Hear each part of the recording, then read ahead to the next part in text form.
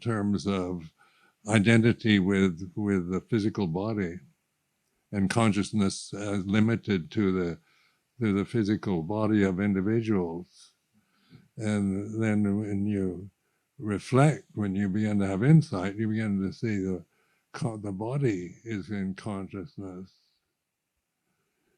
And then the senses operate from, have their objects, but with mindfulness you begin to see the ego, the sense of a separate self and identity with the objects that we see, hear, smell, taste, touch, and think are conditions that arise and cease, changing. And we reflect on all conditions are impermanent. And so then when an individual dies, it's just the body, really. So consciousness transcends the body. The body's in consciousness. All of us in the same consciousness. It's a kind of amazing insight to recognize the oneness, the unity of all these conditions is in consciousness, and then the differences are all relating to physical bodies and personal feelings and conditioning, and that's all different. So we all look different, we all have different physical appearances, and we feel, what everybody's feeling at this moment is individual. You know what you're feeling, what kind of mood or emotion you're experiencing at this moment. It's not going to be the same for everyone. And that's personal. And that's what we identify with, why there's so much conflict in society, because we tend to misunderstand or not understand each other because of different ways we've been conditioned to think and feel. It's like after you're born, you're kind of programmed, like a newborn infant is conscious, but it doesn't have an ego. It has instinctual intelligence. It knows when it's hungry, when it's tired, and so forth. But it doesn't identify itself as a boy or girl or Irish or English. That you acquire. That's acquired kind of conditioning after birth. And that's all very impermanent. And then the physical body, the infant grows up, gets old, gets sick and dies. That's the nature of all these conditions. They all do that. They have their growth side, they're like the inhalation and then the exhalation. But what is the refuge? When we take refuge in Dhamma, it's in this awareness. So you begin to experience life from a different perspective than just a personal way that we tend to experience everything very personally and according to our preferences and prejudices and opinions. Is consciousness the same or similar to awareness, or is there a difference between consciousness and awareness? Well, they're used synonymously, really. Right. Yeah. And Dhamma, the word, the Pali word Dhamma, is in this tradition, Theravada tradition, you take refuge in Dhamma, you don't take refuge in consciousness. So Dhamma is a kind of ultimate reality that the consciousness operates from. So it's impersonal. Dhamma is not a personal identity. So when we see it as a refuge, we no longer see it in terms of something, a thing to take refuge in, but in a kind of, ultimately it's like awakening, enlightenment, seeing things as they are. I think the most important thing you said was that we exist in consciousness. That's profound. It's very different than assuming that I am conscious. I am consciousness. Consciousness is already here, and I'm part of consciousness. So that explains then, in some sense, after death, that there is consciousness. Consciousness doesn't die, just the It's still right. Sensory, because of the nature of the human body, when the body dies, the senses don't operate anymore because they're mortal and conditioned. So eyes, ears, nose, tongue, body, it all, when it dies, it decays, goes back to the earth. very helpful. Well, it is, I found it kind of wonderful and to change the perspective, because, my own cultural background and religious background based on individuality. The sense of being an individual is ultimately important. The American culture emphasizes individual separateness, and the ego becomes, conditioned. The sense of your self-importance is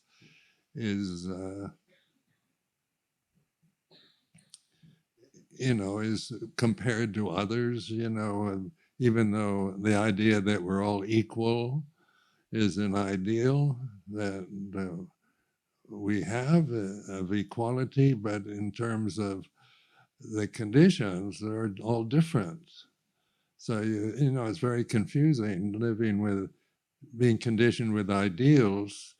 And then the reality of living daily life as an individual separate form is very competitive, comparing, jealous, fears, and all these emotions arise. So this is because we see ourselves always compared to an ideal, which we can't be, we're not ideal forms. We're mortal, changing forms. And so this way you begin to, not feel all this sense of guilt and inadequacy when you realize your true nature is perfect. But, the conditions are all, it's not like your physical body is, a food form. You have to feed it. So, if you don't feed it, it dies. So we identify with a food form, which is, subject to all kinds of conditions of drought, famine, disease. And then there's a lot of fear, because if your sole identity is with the mortality, then it's, there is a lot to fear. And fear is one of the, common emotions of every human being.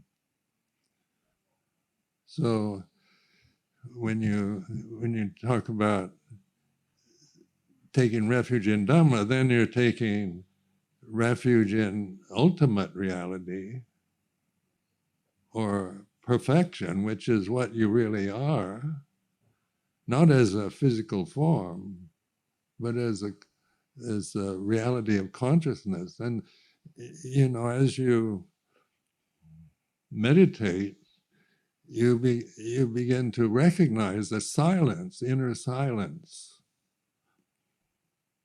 and the thinking mind is very noisy. It rattles on and on and on, and what it likes, doesn't like, and agrees and disagrees with.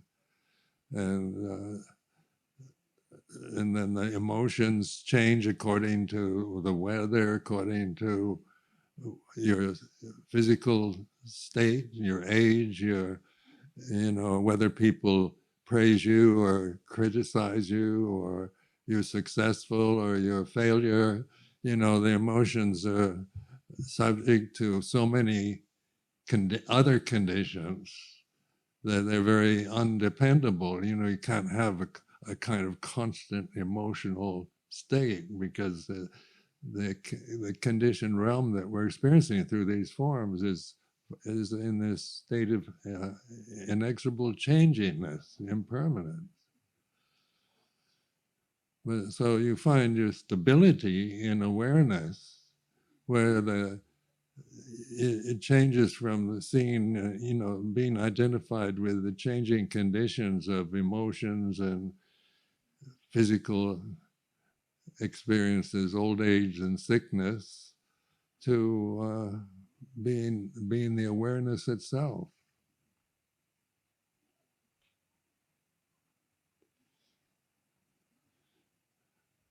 It's a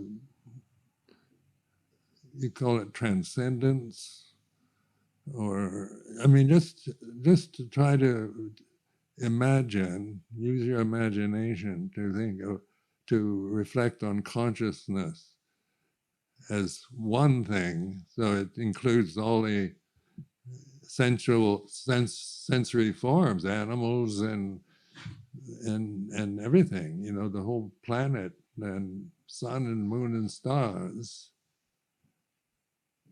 And yet the suffering that the Buddha is pointing to in the First Noble Truth is always this limited identity with a very unstable mortal form, the physical body, that is so dependent upon conditions for its existence. And survival and procreation is its purpose, to procreate the species and to survive by various means. So survival and procreation are what the form is meant to be used for. But in the human condition, because what we call the Buddha mind, or this reflective ability, this awareness, we can, in these very mortal human forms, we begin to see that we can reflect, and the Buddhist teachings are all teachings to direct your attention to the here and now, the reality of, because the timeless reality of now, rather than living in the present for future achievements, or getting caught in memories of the past. So neurotic suffering is all around remembering past events or unfairness or things, unfortunate things that happened to us, or imagining the future. And nowadays it's so, the future, with all the kind of gloomy predictions with climate change and pandemics and things like this, these are rather ominous conditions to imagine the future is going to be. We want progress and development and in the conditioned realm. Well, conditioned phenomena's very nature is to arise and reach a point, a peak moment, and then it starts degenerating. So just like your inhalation, exhalation, you can't inhale for very long before you have to exhale. And so progress and degeneration are kind of the way things are. You can't have just progress. Everything's going to get better and better, and that's what we imagine or would like, but things are changing. The population is such that, the the planet has never experienced so many human beings at one time.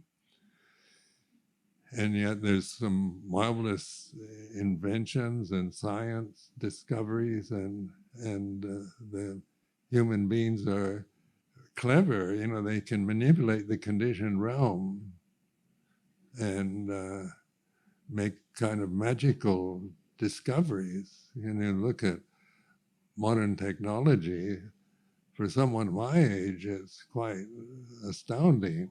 There's all kind of fantasy in my youth, computers and iPhones and things like this were fantasy thoughts back in the 1940s and 50s, and now they manifest.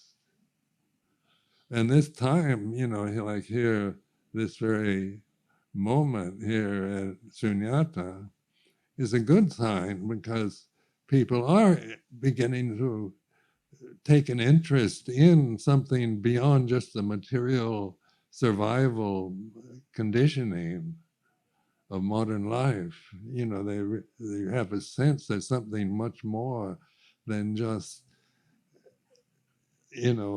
progressing on the material level, where where we have, this sense of something more to life than just survival and procreation. And what is it? That's what religion tries to answer, that kind of question. What is the purpose of life? What is the meaning of it? And, all the existing religions are attempts to find answers to that existential question. And then the Buddha,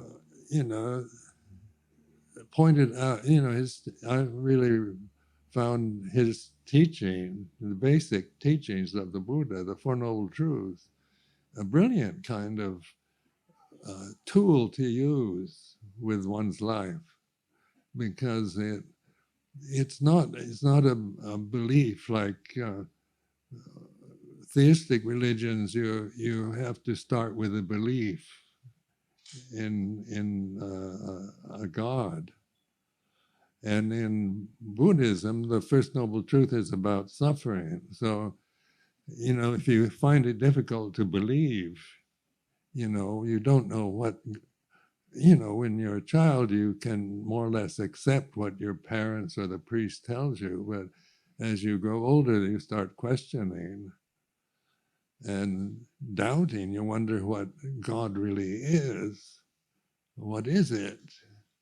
And then sometimes you just believe what you're told, or you start doubting it and become an atheist, believe there isn't any God. But in the Buddhist approach, you're not affirming or denying that. You're looking at something easily recognizable, like suffering. So suffering is a common experience that we all can relate to easily. Everybody, from the most fortunate humans to the least fortunate ones. So by understanding suffering, we realize that suffering is impermanent and not self. So it's a kind of a journey of investigation, of examination, rather than of belief and operating from kind of stated positions, doctrinal positions, to the kind of encouragement and opportunity to investigate your own existence, the way you are as individuals, and not in a critical way. It's not about comparing yourself with an ideal human being, or some imagine perfect human form or a deity, but in recognizing that the way each one of us is individually is like this. We have certain positive, virtuous qualities and certain negative ones, and they are all impermanent and not self. And what's left when you have the insight into that is silence and peace, because the nature of consciousness is peaceful. It's perfect peace, rather than where the sense world is all about change and pleasure, pain, beautiful, ugly, right and wrong, good and bad.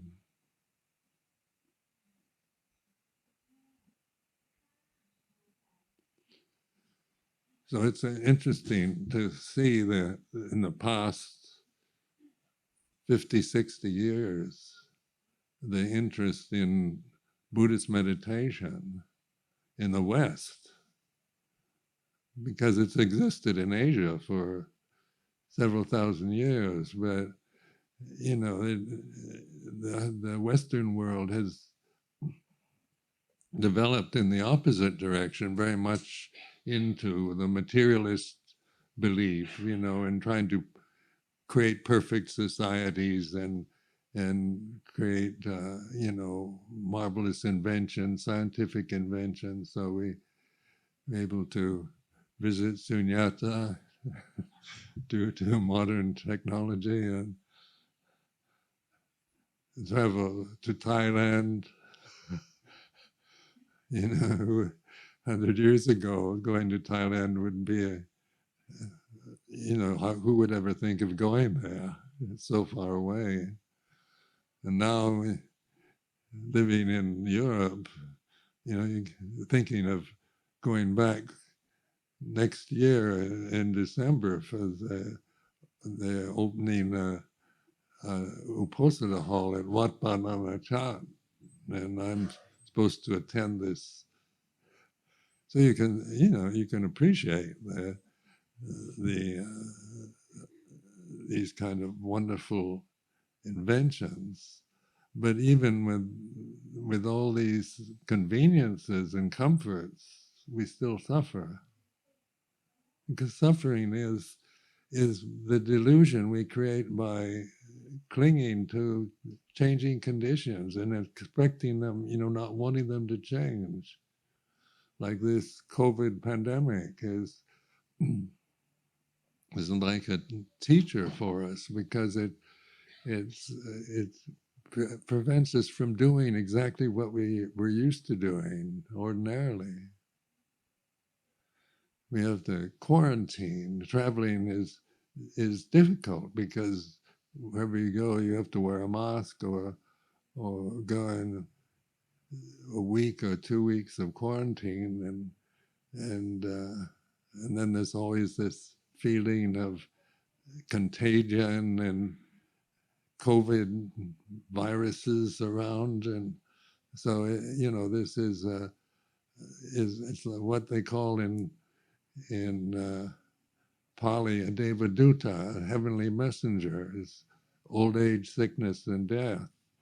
And sickness in Buddhist terms is like a messenger. It's a warning sign to wake up, because then these human forms, get sick. That's part of the experience of being born as a human being. And so get old, get sick, and then death. And we all have to experience loss in our lives if we live to old age. See your parents get old and die, your teachers, your friends, your associates, your family. The separation through death is sometimes seen as wanting to not die, wanting to live to a ripe old age. Like on my birthday in Thailand, they always wish me to live 120 years. And I'm 87 now, and that's quite long enough, I think. And, so, and 120 years is, I recognize the goodwill behind it, but it doesn't sound terribly like something you want to have happen. But because inevitably, this old age, the senses aren't so good, and I have trouble walking. This is just part of the karmic condition of being born.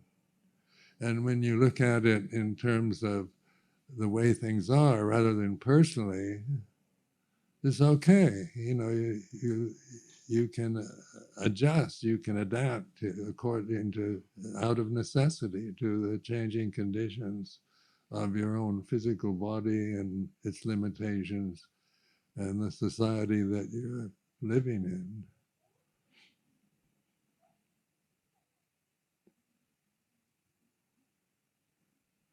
So I spent the past 10 years in Thailand. When I retired, laid down the head monk position in Amaravati and went back to Thailand for 10 years. Very nice years, but I thought I'd probably die by now. I thought I'd be dead. So, and I'm still healthy enough. And then I thought, I kept living in Thailand is very nice because it's a Buddhist country, and everything is, they have very good medical services there. You get the best medical treatments, dentistry, and so forth. So for an old monk, it's perfect. But I thought, because of my insights and my into Dhamma, I thought I'd be more useful in the West, coming back to the UK and Ireland, European. I'm planning to visit the United States next year. I have a sister who will be 90 in March, and I would like to visit her.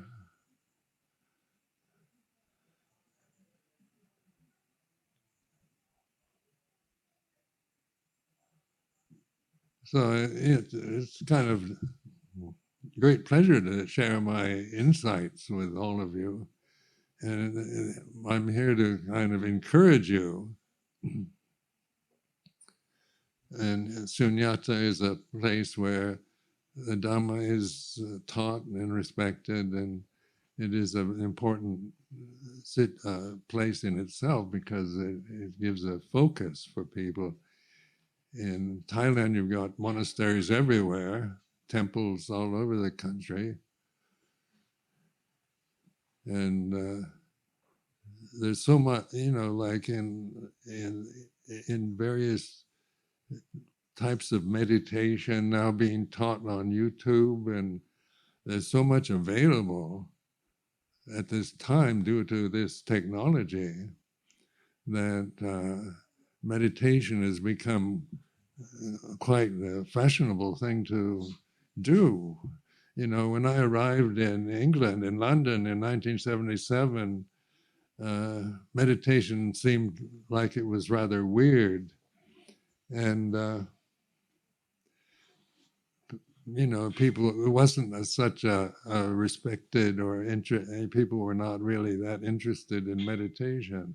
And over these past 40 years, just the amount of interest in Buddhist meditation or meditation of any sort has increased. And I see that as a very good sign because it shows that there is this kind of awakening ability in, throughout the world in trying to, dealing with life as a human being on a planet with the various problems that we create with our lives on living here, how to deal with suffering, human suffering, is a very important thing to do with one's life. And my generation of Americans was very much you should be happy and positive. It was very kind of simple way of perceiving life, that everyone should be happy and positive, and then when you're not happy and you're not positive, you think there's something wrong with you. So being positive and happy, these are changing conditions. When conditions for misery arise, then misery is what you're experiencing. And COVID pandemics are miserable. The conditions, that we have to live with is, are not wanted, but they're certainly adaptable. One adapts and learns from them through understanding suffering and its causes. So it's, this life as a human being is an opportunity to realize that you're not what you think you are. You're not a limited mortal condition that is subject to so many other conditions. To say that your consciousness is, tends to sound very egotistical, but it's not that you have to give up even the identity of I am consciousness to just trust in the silence. So in terms of Buddha Dhamma, you've got consciousness and space, and then the four elements: earth, fire, water, and air. Consciousness is here and now. Everyone here is conscious form. These human forms, every single one. If I ask you if you're conscious, you have to say yes. So consciousness is here and now. It's not a mystery, but you can't find it. You can't objectify it. You can't prove it through showing me what it is, because this is what we are. The consciousness is what we are, and then the forms are in consciousness, and the forms depend on space. Without space, there'd be no room for forms to manifest and decay. So the priority is consciousness itself, which is immeasurable, unlimited, deathless. And then space, there'd be no space if there weren't consciousness. There'd be no way of noticing space if there were no forms to perceive it.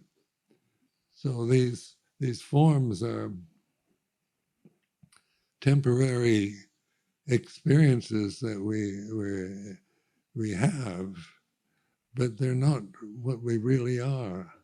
And this sense of unity, of equality, of peace and joy come from awareness, not from trying to create perfect conditions for happiness. So you begin to trying to live a happy life by creating ideal conditions. We've all tried that, and as good as it gets, with all the comforts and advantages of modern life in the European world, it's still an enormous amount of suffering. So many so much stress. People get addicted to computers and high tech, and the mind is constantly being, activated and busy with details of phenomena, and that's why we feel stressed, even with all the comforts of modern life. And so, with all the advantages of modern life, it's become, there's mental breakdowns and all kinds of addictions, drug addictions, alcohol addictions. Why do people resort to that? Because of the suffering and the stress and the boredom of life. Because, so much of life is very boring and routine. And we don't, we want to make it exciting and interesting. And as you grow older, it's increasingly hard to make life interesting and exciting. And monastic life is really boring. So, but it's the way you learn from it,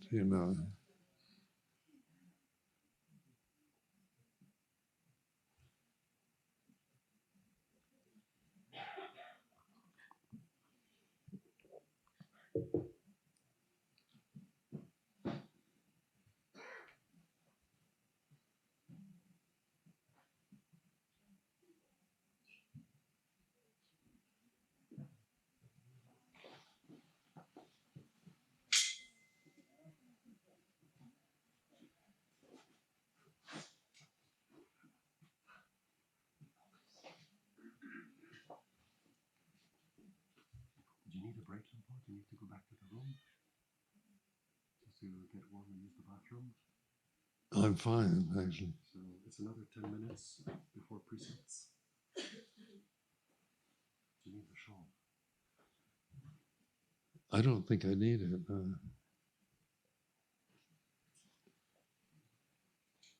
So put it behind you and you can put it over if you get cold.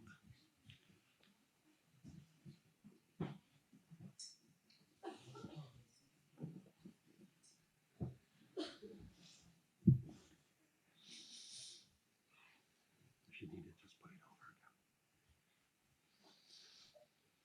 again. I feel like a stuffed animal.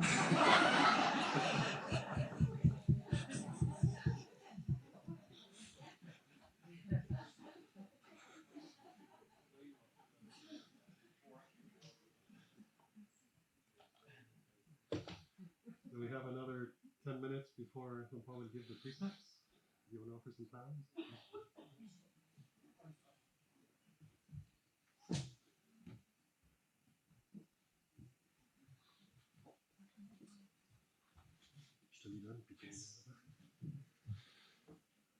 Sadhu, Zwayman.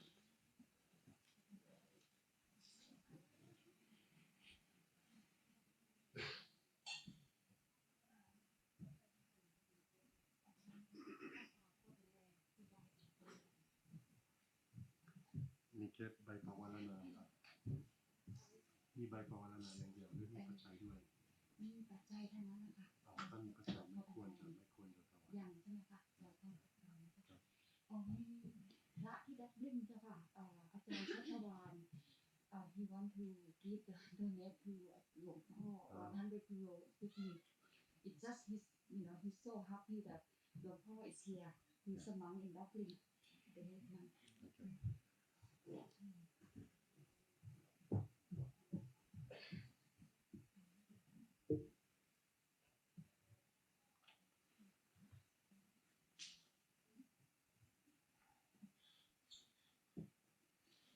Paul, I just feel it's incredible to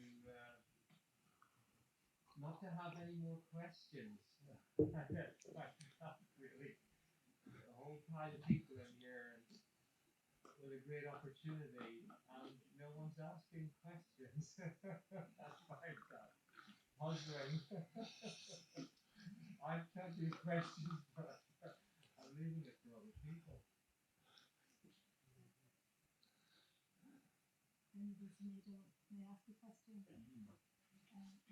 I think I heard once quoted, and I'm not sure if it was from you, but when you think of personality, it makes you depressed. And I sort of sense that in myself as well. And I'm just wondering, I'm kind of very interested in Vedana and the feeling tone.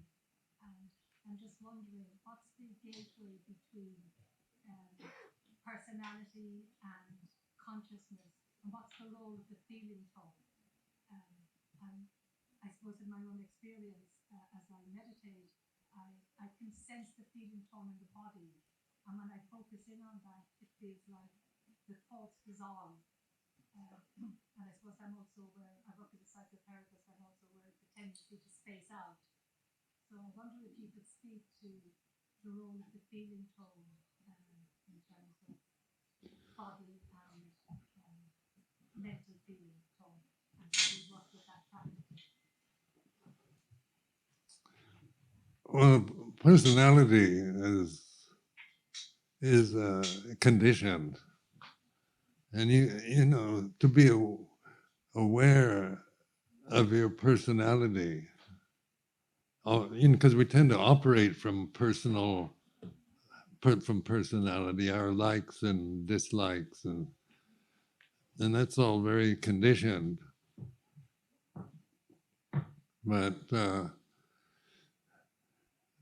one of the first fetter was this personality, the ego, and it's acquired. Like a newborn infant doesn't have an ego yet, doesn't think, and to have a personality, you have to, it's a sense of what you look like, what what your social position is, your gender, your religious conditioning. All these are, and whether we tend to be highly emotional or very rational, these things are different qualities in individual personalities. So we tend to identify with being reasonable and sensible and rational as an ideal person, and someone that's emotional is untrustworthy because they operate from their feelings.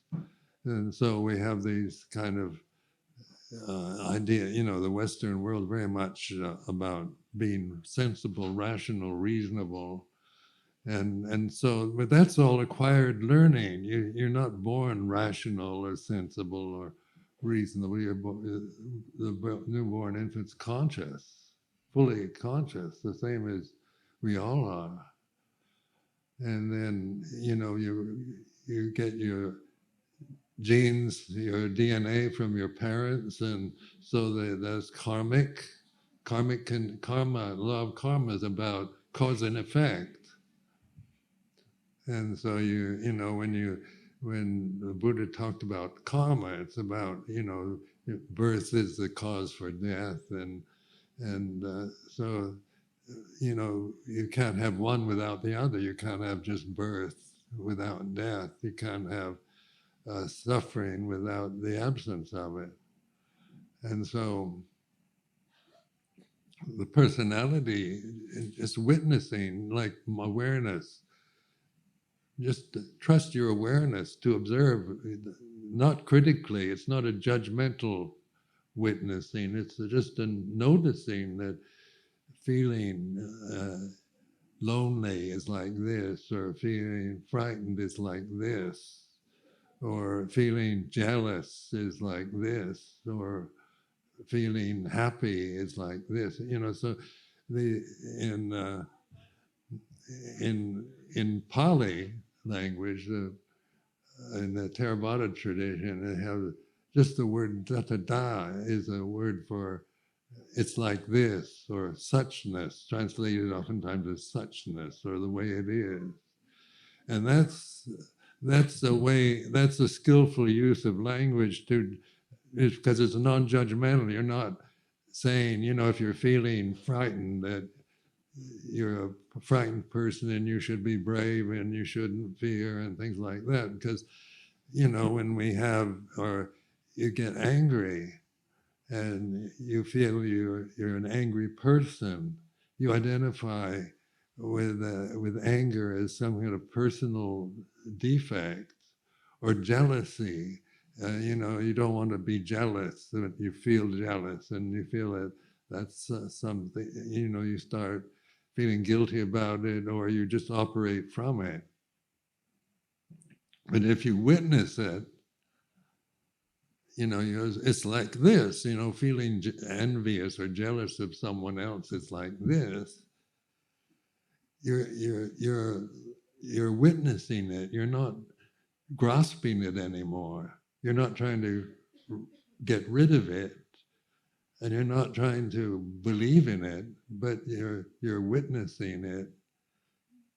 And then it ceases all on its own if you're patient. But where people suffer so much is that they're trying to get rid of fear or anger. Like on retreats, one of the common questions people ask is, how do you get rid of anger? And they feel that they get angry too easily, or they're an angry person and they shouldn't be, and they'd like to not be that way, get rid of it. So, then anger is part of the human state. It has its, it's you see it in nature itself. Animals get angry. So anger is not personal. It's just when conditions, somebody hits you, you're going to feel angry because the conditions for anger arise. And then anger is like this, or I should be more patient. I shouldn't get angry so quickly, and there's something wrong with me. That's all proliferating thoughts coming from the ego. The ideally you don't want to be an angry person, and then you find yourself angry, and you try to, how do you get rid of it? You don't. You understand it. So this sense of understanding is the way it is, which is non-critical. And so, I discovered this, when I was living with Luang Por-cha in Uwon, because, being the first Western monk there, I couldn't speak the language, I didn't understand the culture, and I kind of was putting myself in a situation that was where I didn't know what was going on most of the time, and feeling frustrated and lonely and misunderstanding things, interpreting, because I have a mindset that was conditioned in a different place. And Luang Por-cha, his way of teaching, I found incredibly helpful, because it was this witnessing position. he advised me to be aware of what I'm thinking and feeling, not that he wasn't telling me what I should think or feel.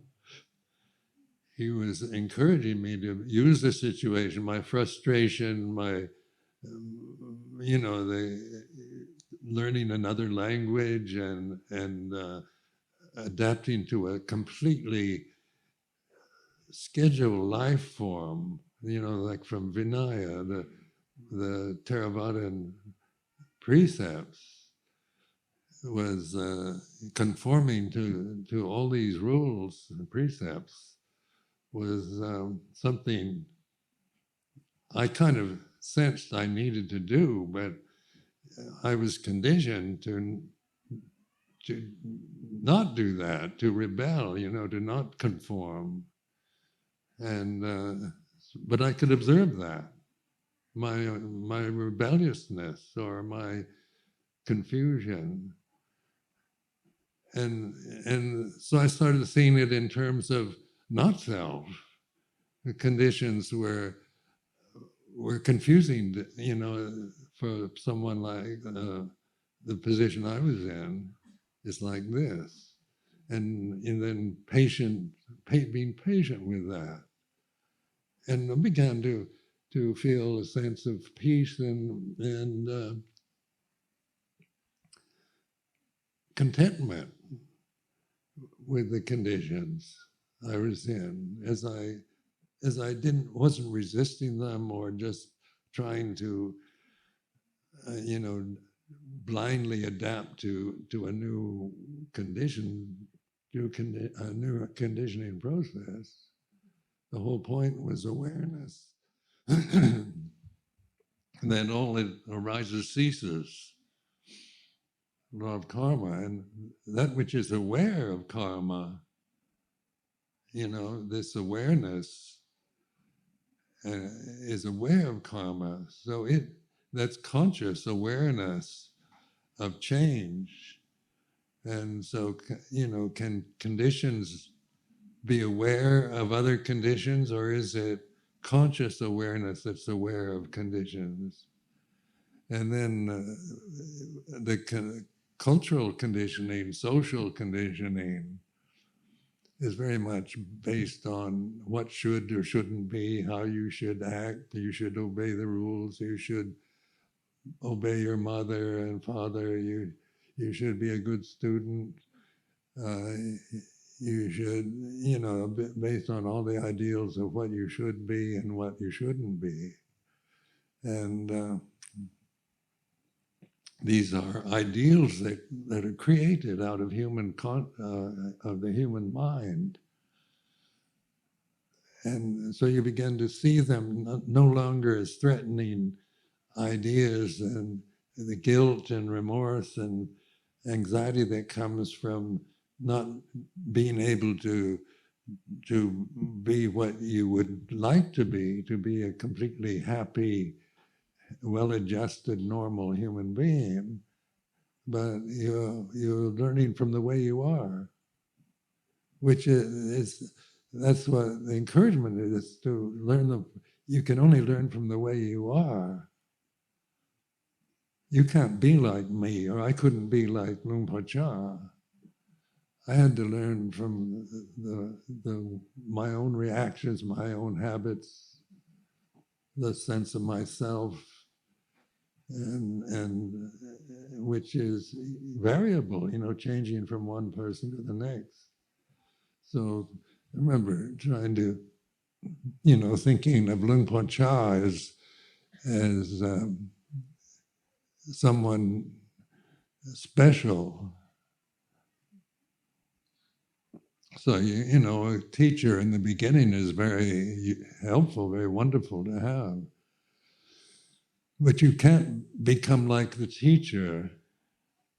You have to be the teacher, be the awareness itself.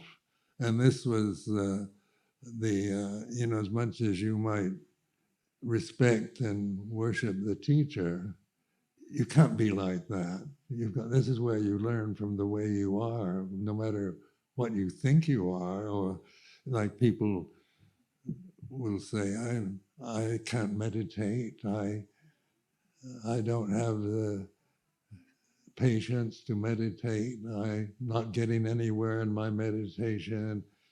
All these complaints that you get in meditation retreats, or lay people coming saying, I can't meditate, I tried, it doesn't work. And or monks or nuns will spend years trying to meditate and then feel they're not getting anywhere. And because they're just the thought, I can't meditate, is a creation in the present. It is the way it is. This feeling of I can't meditate is a condition you might be experiencing right now, and it is what it is. So it's not that if you grasp it, then you become someone who can't meditate. And if you just let it go, that kind of thought ceases. And then you find your meditate when you're idolizing meditation and some kind of very refined skill, meditation can sound like something incredibly difficult, and you have to have a certain accumulated virtues to be able to really meditate. And there's all kinds of views about how difficult meditation is. But it's all conceptual, proliferating thoughts. Meditation is just another word. Difficult is another word. Or if, say, it's easy, then you find, you wonder what that is, because if you're convinced you can't meditate, you think you don't, you're some defect. If I say it's easy and you can't do it through this sense of ease. But if I encourage you to observe this, Luang Por Chah used this Puto mantra, the name of the Buddha, Puto, and it means to be the witness. And I found that really skillful, because it wasn't, I could witness this sense of futility or frustration or exasperation or stubbornness or rebelliousness. I started observing it rather than feeling guilty about it or making it into a personal problem. So when people say they aren't getting where in their meditation, that's then, if you just be aware, the feeling I'm not getting anywhere is like this. That's meditation. Where someone that feels I'm really good at meditation is probably deluding themselves. Because people have, people brag about their concentration and their skills and that's still thinking, isn't it? I'm really a good meditator is something that you think. And even if you can, some different individuals vary. Some people can concentrate on objects very well. Others find it very difficult to stay one-pointed on an object. So you have this samatha, vipassana, these two categories, where samatha meditation is you concentrate on an object, like the breathing. You concentrate inhalation, exhalation. And my mind was such an active, busy mind that my mind would easily wander, to sustain awareness on just the breathing of my own body. Where I found Puto at first very helpful, because I figured out if I just thought to myself, not out loud, but just puto, puto, puto, I keep thinking only one word rather than proliferating with the thought wandering mind. So I used it as a mantra. And then I began to see that calmed the thinking mind. The thinking mind tended to calm down, and then I could be aware of the breath, inhaling, exhaling, and then awareness itself, where you let go of the breath into the silence, because the consciousness is silent, and that silence is, something that that's the nature of consciousness. That's you can't get beyond it. That's perfection. So even with these mortal conditions, we have to live with and endure, we find perfection in just awareness. And that's the kind of wonder of this human birth, is that we can actually do this, because, in terms of the human condition, it's so, the thinking mind tends to complicate everything.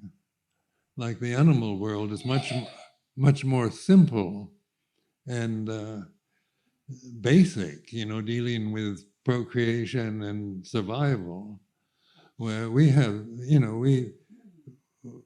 because of our ability and our intelligence, we can create, we farm land, we can survive, create all kinds of conditions for survival. We have moral precepts, about procreation and things like this. So we have various abilities to create good images, good ideals of equality and freedom and justice and fairness. We can, that's the intellect. And then with meditation, we're not coming from the intellect anymore, but from pure awareness of the intellect. So the perfect images you create in your mind, the ideals, come and go. They can't sustain themselves. And then you notice that just physically, how long can you sit without feeling some kind of discomfort, or stand, walk, or lie down? Breathing, breathing is when you stop breathing, you're dead. So breathing is important for living, for the human form to survive. And we have to eat in order to survive. And we need medicine for illnesses. And we need shelter.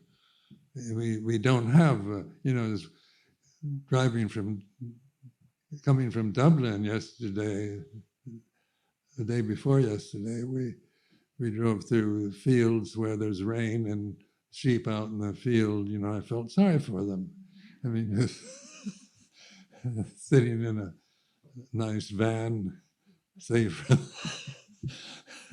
and the sheep couldn't create such conditions. So in some ways, it's being a human being is a great blessing, but also a curse, because we can, through our proliferating thinking habits, we create endless complicated problems about our lives, about ourselves. And that's why learning to listen to yourself, not in a critical way, even if the thoughts are terrible, bad thoughts. They are what they are, rather than seeing them as in terms of bad, they are like this, and they arise and cease. Wuto arises and ceases. And when everything ceases, it's, the senses are still active. You don't, zombie, or you don't drop dead or faint, but suddenly you're aware of the stillness, the silence, where there's no suffering. So the first two noble truths are suffering and the causes of suffering, and the third and fourth are the end of suffering. So suffering is to be understood, and through understanding it, we let go of the causes of suffering, which is the third noble truth, the nirodha, the end of suffering.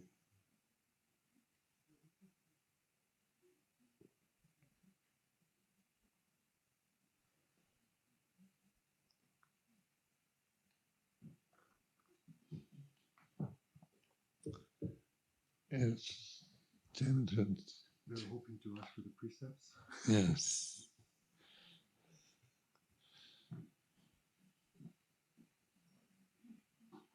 And then after they ask for the precepts, if you just want to do your Namo Tassa and give a bit of a reflection, and then until 10:30, and then at 10:30 we need to give the blessing for the meal.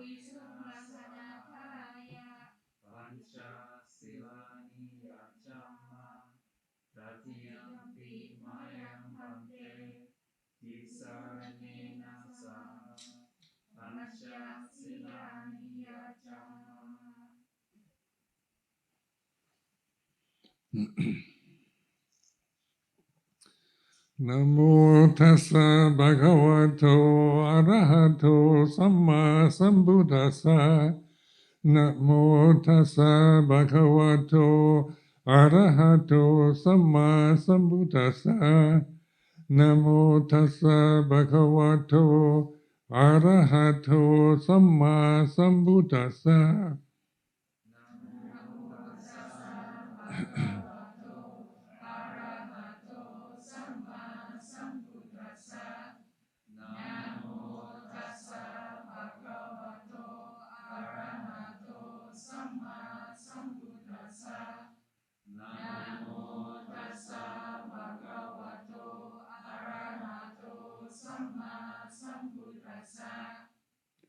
Bhutang saranang gacchami.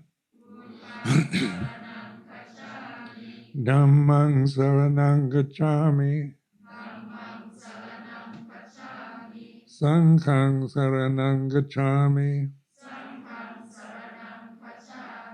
Dutiyampi bhutang saranang gacchami. Dutiyampi dhammang saranang gacchami. Dutiyampi sanghang saranang gacchami. Tatiyampi bhutang saranang gacchami. Tatiyampi dhammang saranang gacchami. Tatiyampi sanghang saranang gacchami. Tisarana gamanang nititang. Banadibata veramani sikkhabadang samadhiyami.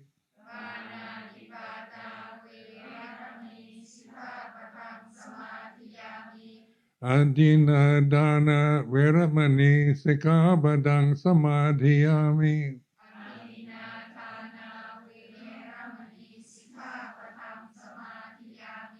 Game sumichachara veramani sikkhabadang samadhiyami.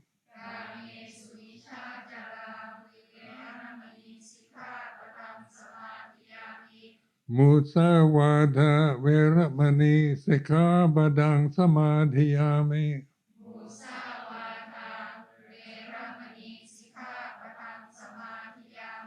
Sura meraya machabama tatana veramani sikkhabadang samadhiyami.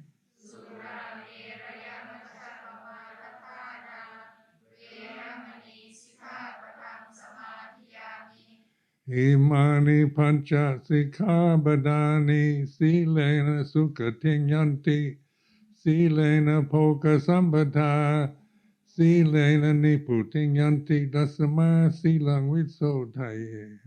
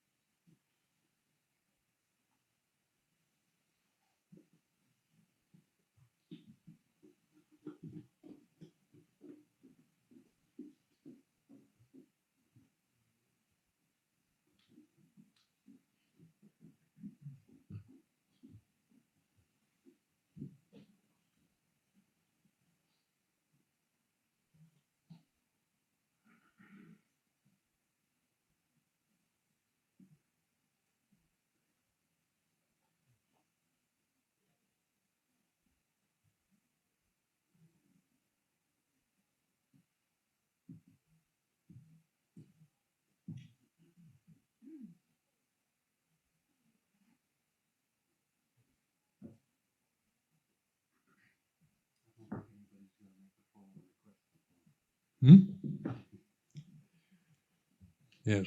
I don't think anybody's making the formal request. If you just like to carry on.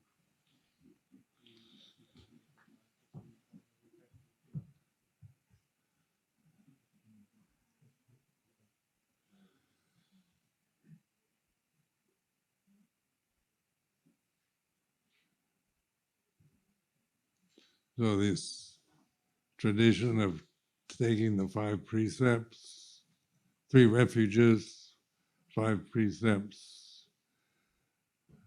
This is a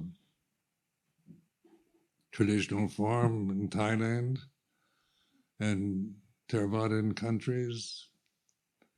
So we use it because it's the 3 refuges in Buddha Dhamma Sangha are important to consider. What do we mean by that when we talk about taking refuge in Buddha and Dhamma and in Sangha? Because these are, for most of you, are kind of foreign words.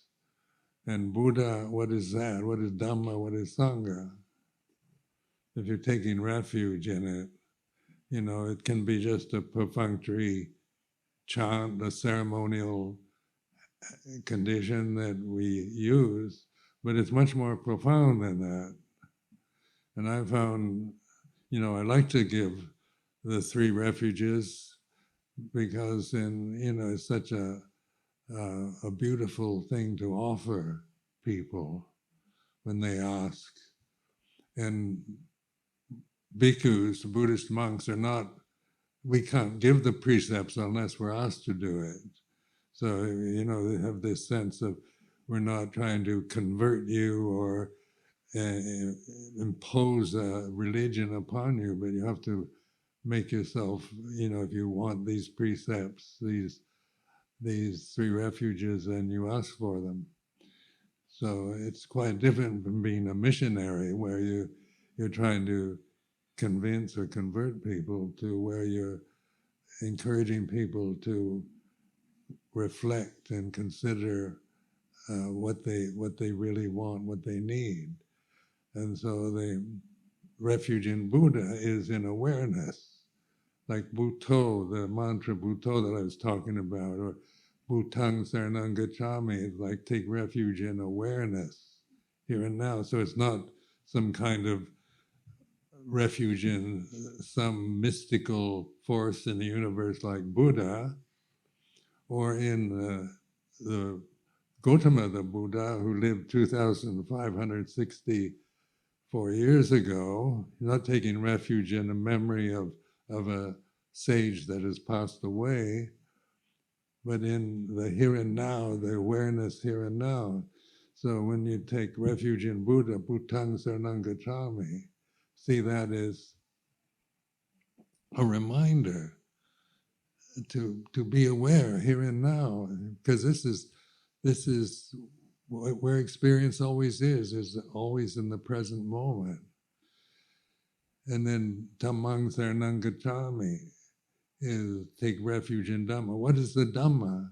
And we use words like ultimate reality or just plain reality or ultimate truth. These are words, translations from Pali to English. But what is ultimate truth? You know, it's an abstract idea. What is it? And in terms of here and now, what is Dhamma here and now, ultimate truth? And so they taking refuge in awareness. Bhutto is the witness. Dhamma is the awareness itself, the wisdom, the perfection, the total. You know, so when we talk about Dhamma, it's perfect. But what do we mean by that? We use these words like perfect or ultimate truth. But the reality of Dhamma is always here and now, which is awareness, consciousness here and now. So it all resolves into the present reality. And Sangha is those who practice accordingly, those who develop the practice of awareness and trust in awareness, cultivate awareness. So you've got, you know, in the symbols for Buddha, like Buddha Rupas. So you have images of Buddha, but you don't take refuge in an image. In Dhamma, you have the Tripitaka, the sacred texts, but you don't take refuge in the sacred texts. And for Sangha, you have the Bhikkhu Sangha, and you don't take refuge in Bhikkhu Sangha, you take refuge in Sangha, which is practicing according to the teachings of the Buddha. So when you start seeing Buddha, Dhamma, Sangha and trying to, and just reflecting on what these mean really in a practical way, not just an abstract adopting a foreign language into your own language or just adhering to another religion from the one you previously believed in. It's much more direct and useful. So when I give the 3 refuges, I quite like doing that because it's like you're asking me to give you something really good, to remind you of the here and now and your ability, individual human beings' ability to reflect, to use wisdom with your life, rather than just be the helpless victims of conditions and circumstances. Then the precepts about not intentionally taking life, and the first one, and the second one, not taking things that belong to others, not stealing. Third precept, not to take advantage through sexual activities of others. And the fourth one is right speech, developing a sense of time and place and what is proper encouraging and honest in terms of speech, and then refraining from intoxicants or drugs that tend to change consciousness into something else, where we lose mindfulness or change the state of mind to something that gets dependent on other conditions. So these are the kind of foundations of meditation. Sila, they're called sila. And these precepts are, when we try to live with with these precepts as a reflection, it's about behavior and speech. And so, it's quite, in Buddha Dhamma, I found it quite wonderful to realize that morality or sila was about action and speech, because my background in the Christian upbringing was even a bad thought was a sin. A dirty thought was a sin.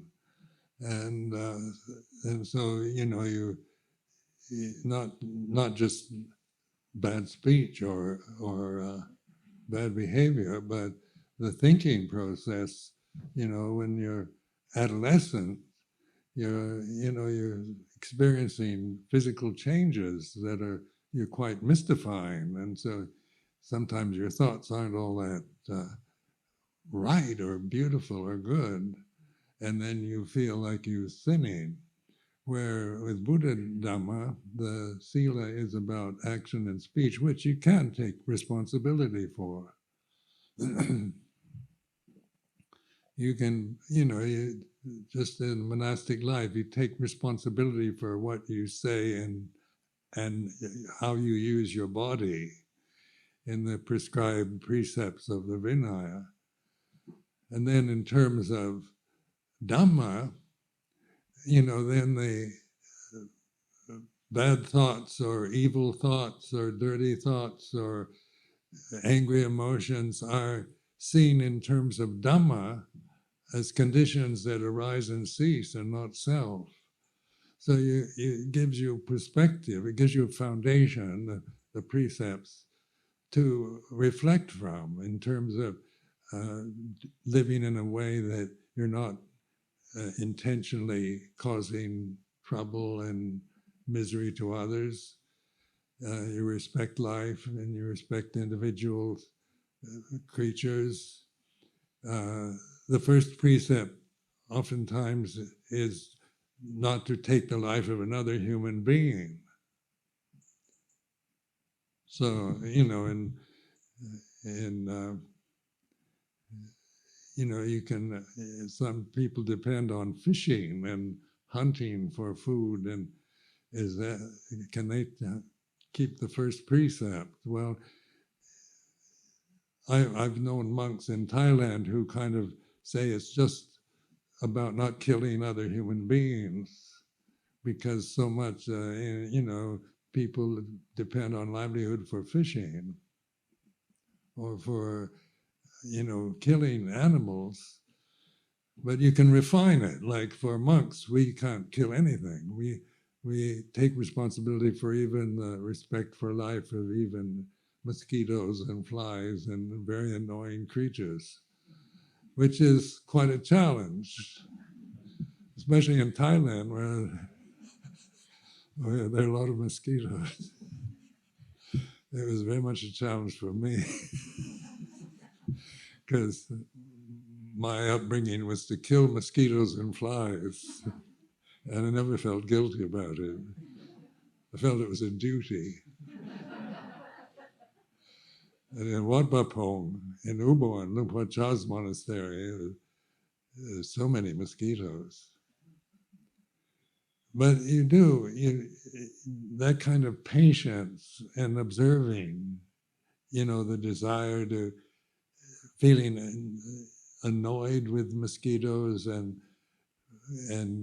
wishing they weren't there, and you're witnessing these mental states in regards to this precept of nonviolence. which you take responsibility for, then you observe the tendency towards violence. It doesn't mean you never have violent feelings, but it means you don't act on them. Or speech is an important one nowadays, where there's so much political correctness, and there's such a conflict about freedom of speech. We have a right to say what we feel and think. It's my human right to express myself, whatever that might be, and yet there's political correctness, which means you can't say certain words because they might offend somebody. So it's very confusing time, about speech itself, freedom of speech. What is that? But in this precept, it's about right speech, proper speech, and that depends on time and place. So that takes awareness, how to say things that, if I use abusive words or insulting racial slurs, that's not being responsible. That's just being, I'm free to say these things, but then it's going to offend so many people, and for no reason, So in samadhi, the right speech, right samavaja is right speech, developing this sense of being able to speak in a way that is proper and encouraging and to people, rather than through just freedom of speech to insult or say what you think at the moment. So this is the challenge of the five precepts. Kind of when we live with these five precepts, you develop a sense of trust. You come in to trust people. In monasteries, for example, there's a high level of trust among monks because of the Vinaya. So you live in Amaravati, for example. In England, the sense of trust among the Sangha is very high because of the intention of the monks and the nuns is to live with these precepts. So there's you feel this sense of respect and gratitude for that kind of trust, where when you're living in a city, you can't trust your neighbors. You don't even know who they are. So it's, this sense of trust is definitely encouraged through committing oneself to these precepts. So the refuges and the precepts, the beginning, the Namo Tassa Bhagavato Arahato Samma Sambuddhassa, is a traditional chant of respect for the enlightened perfection, the Holy One.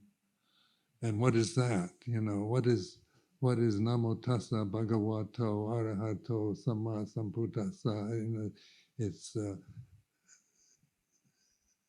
there's a chant, and it's beautiful in its translation, but in reality, it's respect for showing this love for truth and ultimate reality, perfection.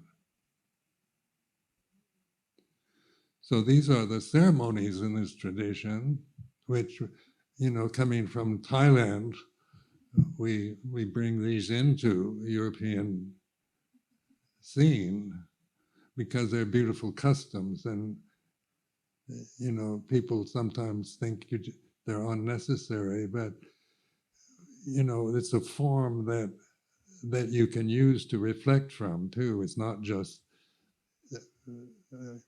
learning an ancient language and being able to chant Pali, but it also has its ability to instruct and to remind us, because we do forget. We forget who we are, and time and place, we get carried away by our feelings or habits. And it's these kind of thoughts, just like Buddho is a good reminder when you get carried away with emotions or fears or doubts, just to think Buddho rather than try to control everything or just follow your feelings of the moment. So in monastic life,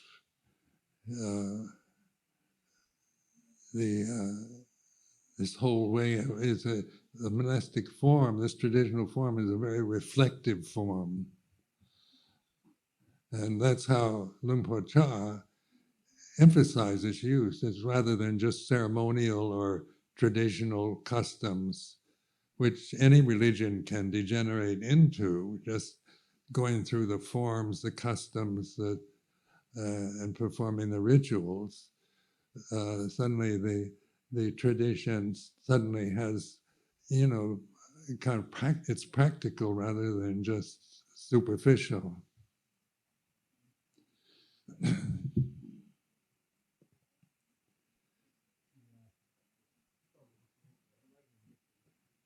So this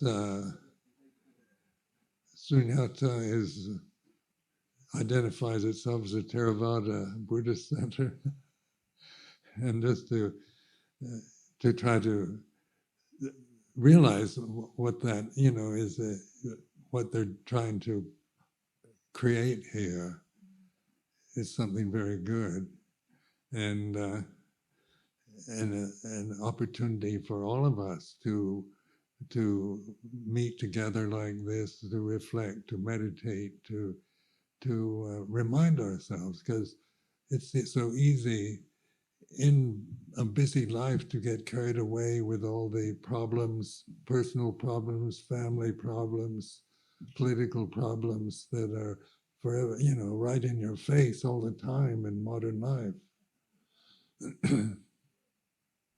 And we need time for retreats, time to remove ourselves from stressful situations just to get perspective on it again. Doesn't mean we reject life or the world, but we're not.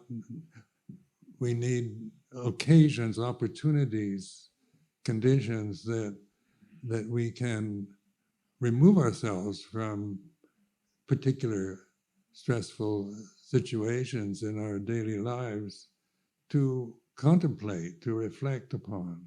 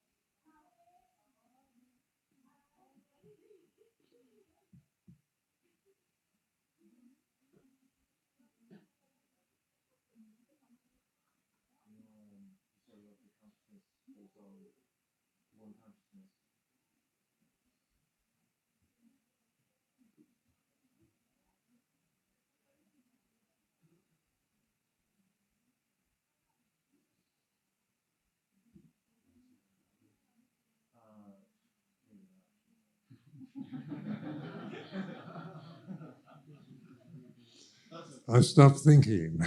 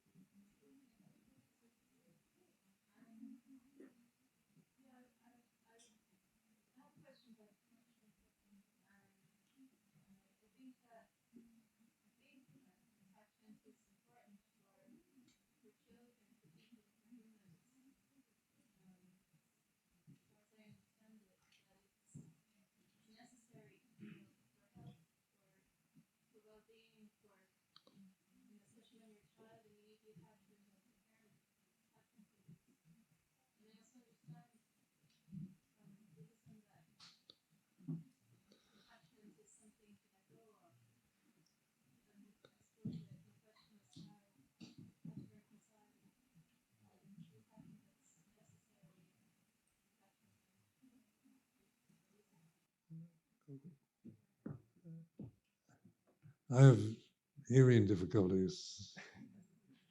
She's asking about attachments, and she says it seems like it's necessary and healthy for children to have attachments and stuff like that, but how do you distinguish between healthy attachments and the type of attachments you let go of in Buddhism? Well, attachment, it's not the attachments are get rid of them, but recognize them. You know, when you become obsessed with something and you're attached to it, and children, you know, we learn through attachment. And when you're a child, you're innocent, so you're kind of like a blank check. You can write anything on it. And you know, so you know, children, because of their innocence, they're influenced by the conditions around them, by what their parents are like, by the emotions of their brothers and sisters, family, their cultural bias. They just absorb, like, because their innocence is quite pure. And that's what we generally find lovable about children, is their kind of innocent spontaneity. But that, you know, that is something to appreciate. And of course, loving family and care, and that, you know, it gives you security that an infant needs, security, because it's helpless, you know, like a newborn baby, it's totally dependent upon the mother. It can't feed itself or look after itself in any way. So this is where the love of a mother is so important, you know, because it's absolutely necessary for survival. And fathers tend to get more influence as they get older, you know, because they tend to be the judges and the worldly advisors. And this is just generalizations, but all this, you know, like the skillfulness of living, like, it has its good effect on innocent children. So you know, you can see you hear so many sad stories about people, children who were not loved by their parents, who were orphans and things like this, because they lacked that kind of early influence. It's hard, you know, it's something that you know, if you have no perspective on, you tend to, you get depressed, and in life, you know, your life is basically one of insecurity. So I look at my own life. I had very good parents. There's a kind of security and confidence that generates from that others don't have, because of the lack of that nurturing, loving presence. And the precepts are a good foundation to encourage, not to force on people. Like, as I was saying before, you have to ask for the precepts. I can't just make you take the 5 precepts, some kind of moral injunction or command or imperative, but it is just an encouragement to take responsibility for action and speech. And of course, that includes the family life. And we get attached to things, but it's not to get rid of attachment, to understand, like meditation is to understand attachment, the limitation of it. Like if we, like, you know, if a mother attaches to her children too much, then when they grow up and they leave, you know, the mother gets very distraught, because she has no her attachment is broken. And that, she's not prepared for, when you devote yourself to caring for young children for 15, 20 years, suddenly they leave and you haven't realized your attachment, you've depended on it, you've identified with it, then you suffer a lot from the separation or the change, where with meditation, right understanding, you're prepared for these contingencies that arise in life. And you can adapt to changing conditions in a way that you can if you just become dependent on certain conditions, and then when they change, then you're left desolate or lonely or confused. So like meditation allows us to develop and adapt to the inevitable changes that we all have to experience. And and children are,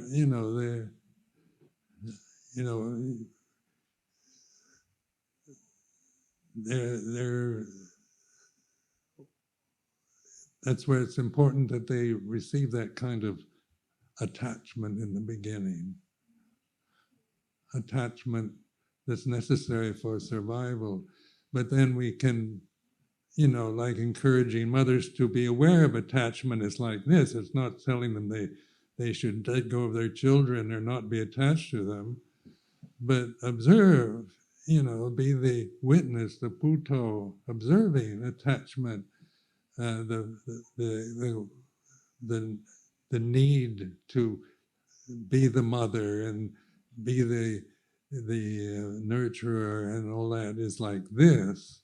So you're not coming from an ideal of, a perfect mother, but from the way you are, you begin to, just through that kind of wisdom, you let go of attachments. It doesn't mean that you're not attached to anything, but you're no longer enslaved to the attachments.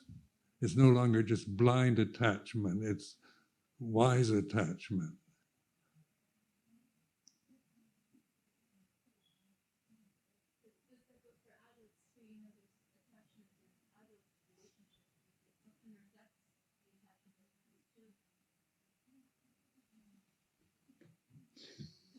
Excuse me. Is that also valid for adults? Because adults have attachments too that reflect the attachments. Yeah, same thing.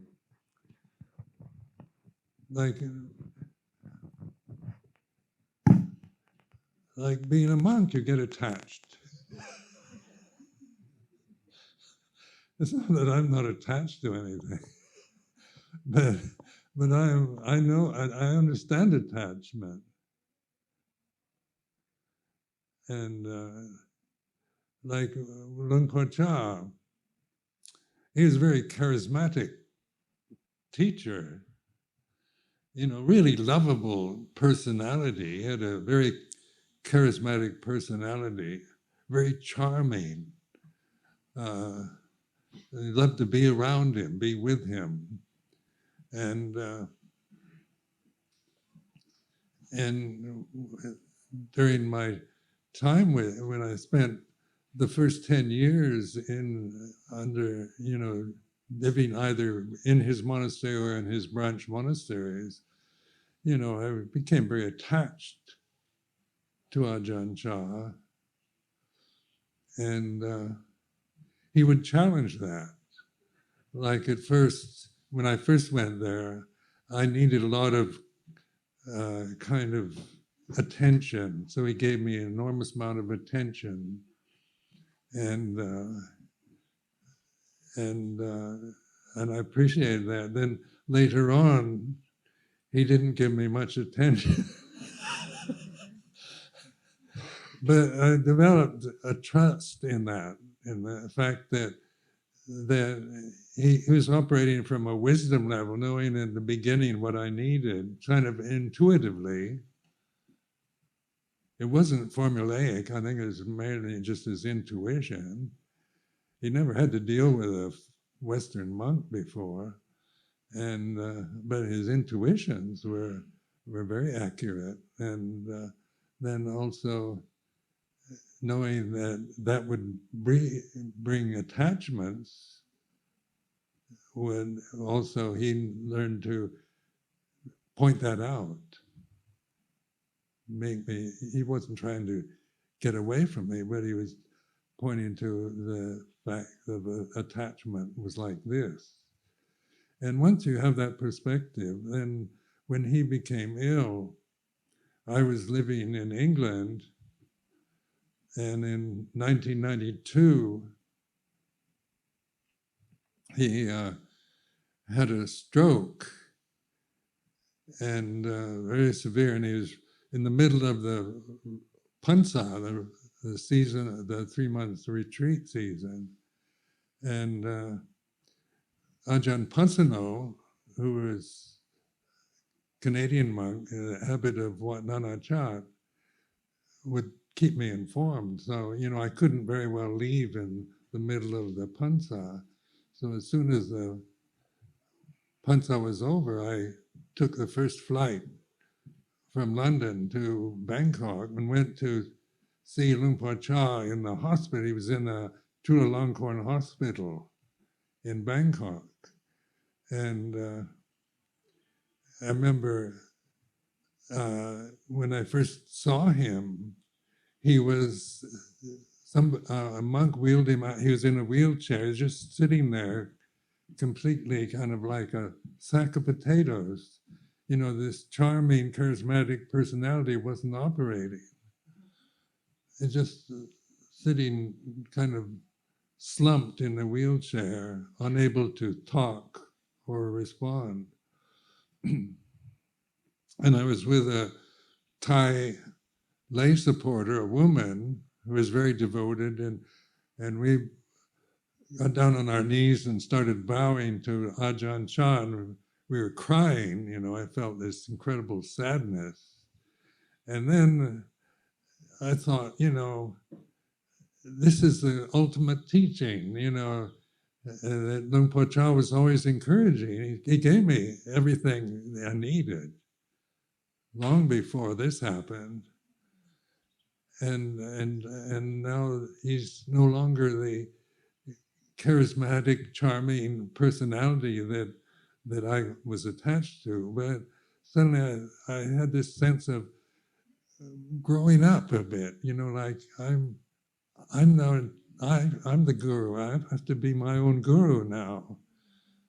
I have this ability. He's given me this right to operate from wisdom rather than from just having a wise teacher tell me what to do. And so, it was quite a powerful feeling of empowerment for me, seeing Luang Por Chah like that. It was sad because there was so much, everybody was desperately trying to cure him, trying to get him back to his old charming self. There was, and the whole country was focused on him. He was news. The royal family, the queen was sending food to the hospital, and so all the monks that were taking care of him were under this incredible pressure, to keep him alive. And I got the impression that he actually wanted to die. He was just trying to say, let me go, don't try to keep me alive just, on artificial means. But because of the society and the pressure and the publicity, no monk could take responsibility for just letting him die. So they kept him alive for 10 years. And they had excellent care. And during that 10 years that he was unable to speak, the Sangha around Luang Por Chah really worked together. It united the Sangha in a very powerful way. The monks and the nuns, everybody looked after him out of love, out of respect. So his 10 years as being incapacitated was also a blessing to the rest of us. But to see the power of like this teaching gives us, it's empowering each one of you. You know, it's not just telling you to believe me or believe the Buddha, you know, that you can't doubt the Buddha, or you've got to believe in it and act a certain way. This isn't the Dhamma. It's not Dhamma to assume that, but it's the kind of beauty of Buddha Dhamma is that it's investigatory. It's encouraging us to examine, to look at life, to be honest with ourselves, to really have that courage to face life as we experience it, and the emotional habits and conditions that we have to live with as individuals.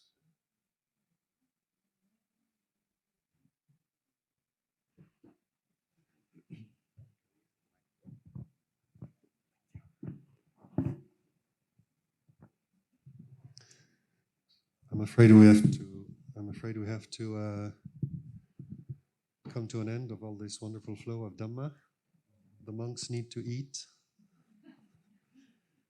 so we'll give a blessing before the meal, and then we'll take our leave from you all. So I want to give a blessing for your generosity, your attention, and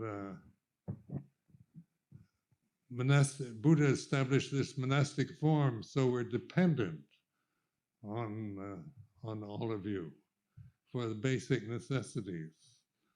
So here at Sunyata, they provide me with a nice warm room, private ensuite bathroom,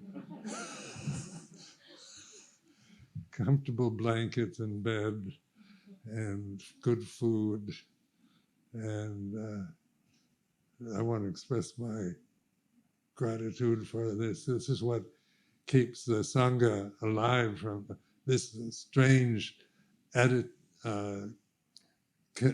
institution of alms mendicancy. Always amazed me, because it, you know, when Luang Por Chah wanted me to come to England, I thought, how am I going to survive in London? You know, I don't know anybody in London. And they're not Buddhists, you know. How can you be an alms mendicant, you know, in London? And all the doubts began to arise. And a few days before we left for England, I went to Luang Por Chah and expressed my doubts. I said, I don't see how I can keep the Vinaya and not handling money and dependent upon alms food, how that's going to work in a non-Buddhist country. And Luang Por Chah said, are there good people in England? And I said, I'm sure there are. And he said, go. And he was right. So I give this blessing. Yatavari vaha pura paripurenti sakarang ewa mewa ito tinang betanang ubakapati ichitang baditang dumhang kipamewa samichatu saphe burento sangapa janto vanaraso yata manicho di raso yata